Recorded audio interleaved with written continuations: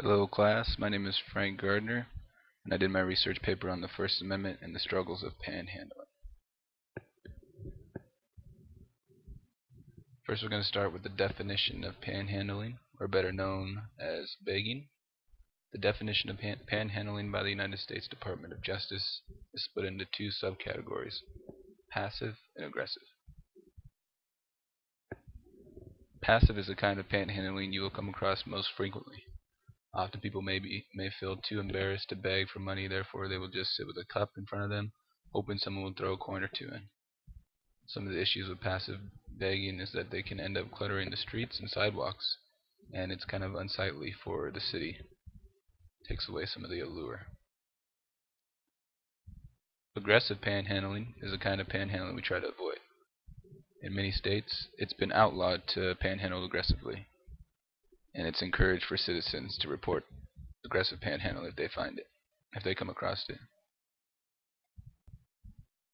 A few examples of aggressive panhandling are people panhandling in areas that make people uncomfortable, like near ATMs, restrooms, and your car.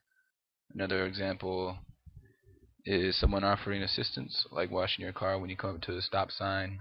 And unfortunately, a lot of the times is they'll start washing your car, and by the time they're done, you'll feel compelled to give them a donation because they've already done the task or done the deed.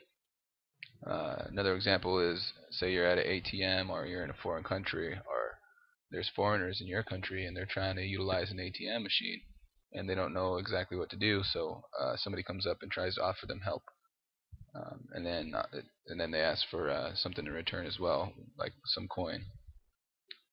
That's another example of aggressive panhandling.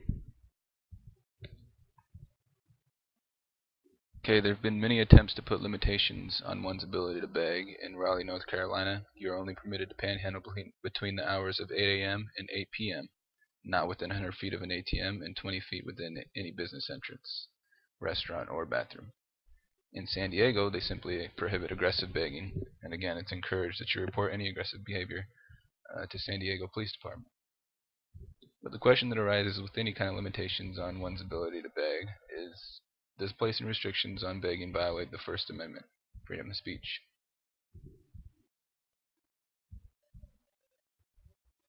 The California Constitution, before I introduce this case of Los Angeles Alliance for Survival versus City of Los Angeles, I want to introduce the California Constitution with you, Article 1, Section 2, which reads, "Every person may freely speak, write, and publish his or her sentiments on all subjects, being responsible for the abuse of this right.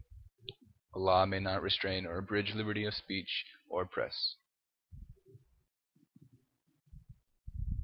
And that's from legalinfo.california.gov. Okay, the first case I want to introduce to you is Los Angeles Alliance for Survival versus City of Los Angeles. The question being asked in this case is whether or not an ordinance could be put in place to regulate the time, place, and manner of solicitation of money or other thing of value, or the sale of goods or services content-based under the Freedom of Speech Clause from the U.S. Constitution or the California Constitution, Article 1, Section 2. The goal of this ordinance is, and I quote, "to protect citizens from the fear and intimidation accompanying certain kinds of solicitation that have been an unwelcome and overwhelming presence in the city." Ultimately, in this case, Los Angeles Alliance for Survival ended up winning, and on the basis of the California Constitution was too broad.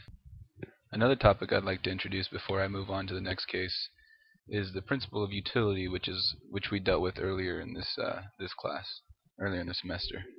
The principle of utility is the sacrifice of a few for the happiness of the many, which would be society.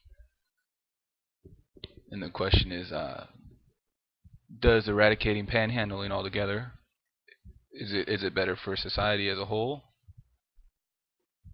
or is panhandling protected by your freedom of speech? Okay, the next case is People versus Tisbert. In this case, at a courthouse in Los Angeles County, California, Ronald Tisbert set up a table with brochures and a couple of petitions along with a can to collect donations. Earlier in the day, Tisbert had asked permission from the courthouse officials if he could set up his table, and they told him no. He decided to do it regardless.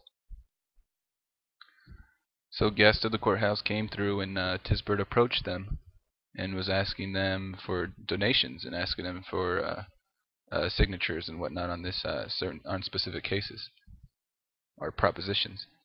And they complained to the chief administrator of the courthouse,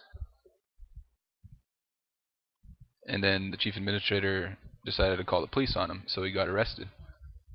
Ultimately, he was fined $250 or 8 days of community service. Mr. Tisbert felt that this was a violation of his First Amendment, freedom of speech, and so he decided to appeal it.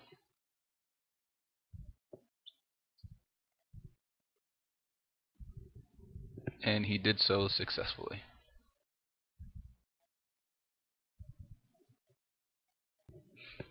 So what it boils down to is, does panhandling affect the safety and security of the general public, and is it a right gifted by the First Amendment's freedom of speech? History proves that individuals, city, state, or federal regulation on eradicating panhandling as a whole or partly has failed to be supported on substantial ground. This is either because the constitutional guidelines are too broad or simply because the unalienable right to freedom of speech granted by the U.S. Constitution. In this case, an individual's freedom of speech triumphs one's need for a sense of security in public places. It's undeniable that freedom of speech is outlined in the U.S. Constitution. Although panhandling is a great annoyance to the public, every individual has a choice to respond. As long as we are governed by the Constitution, we must provide everyone with the ability to exercise the Constitution in every aspect. It's when begging becomes aggressive that we have to draw the line. We must rely on our authorities put in place by us to ensure the guidelines are being followed, as well as to report any violation of orders to keep our streets safe and enjoyable.